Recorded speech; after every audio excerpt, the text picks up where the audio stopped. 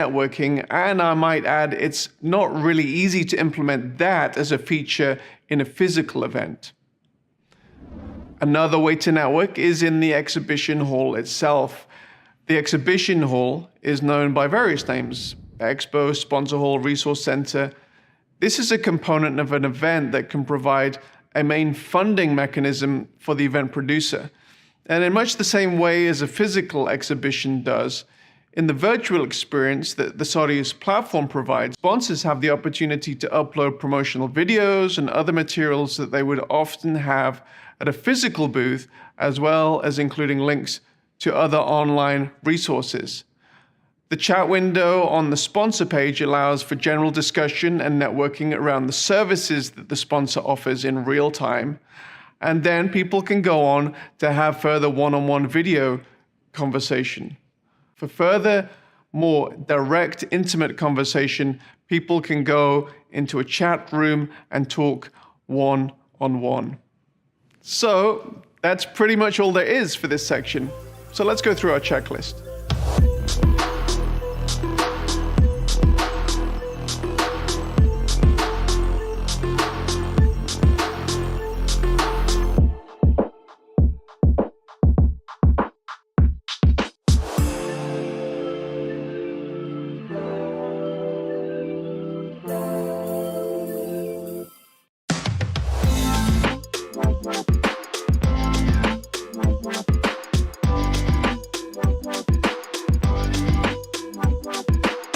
While there are many benefits for event broadcasts to occur in real time with an audience experiencing the event at the same time, there are different benefits in both supplying an event with extra video-on-demand content.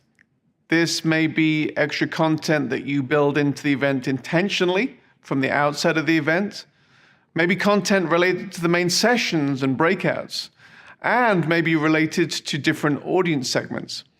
Or it may be the post-event video on-demand content. It's helpful for you to give some thought regarding how you would like the event to look after the live portion of the event is over. The immediate purpose for video on-demand content is as a catch-up service so that your attendees don't miss the content that has just occurred. This may be through including a basic DVR functionality on the live player, or having video-on-demand archives available to access immediately after the session. For catch-up purposes, you will often find that people will access this archive content close to the event. However, this demand will often gradually tail off. While you can archive your content by event session 1, 2, 3, 4, if your event has a strong speaker lineup and subject flow, it may be wise to include video archives that can be organized by speaker, by topic, or by any other genre of metadata that you've selected. Our experience shows that even old archival content can be resurrected with new demand if placed in the right setting. If building a strong post-archive experience is something you want to achieve, it's important that when you're planning for the event, you ask the basic permissions that are needed for this to happen. On the Sorius platform, we will help you create what we call the quote-unquote post-event, which is what the event will look like to the event audience or any other audience who subsequently signs up to the event after it is finished. With this being the case, it's important to finish the event strongly and provide thought as to how you can maximize the benefit of the experience.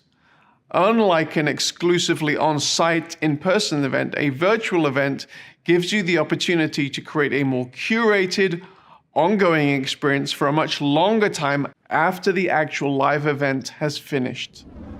Determining the right analytics.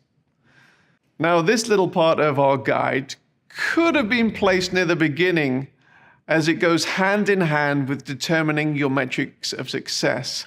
However, it is also typically the last part of the event. It's important with any event that you look back retrospectively and determine your successes and your failures, the areas that can be improved and the areas that need to be dispensed with in the future.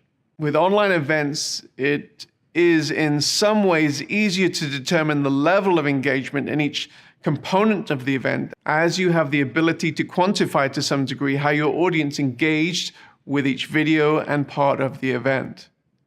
There are a number of ways that Sadia sets up analytics. However, as with many aspects of the world-changing event, how you set up analytics is determined in many ways by what you need to see to establish whether the event has been successful.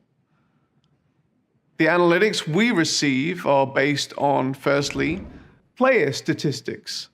The built-in statistic engine on the Sadia's platform is focused on stats around the video players in your event.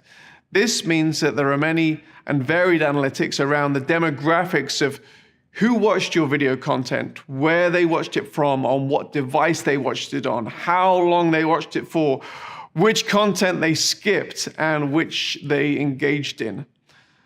In addition to those video player analytics, you can also get page analytics. We also have this ability to apply your Google Analytics account to different components of the event. This also includes your sponsor's ability to include their Google Analytics account on their sponsor experience,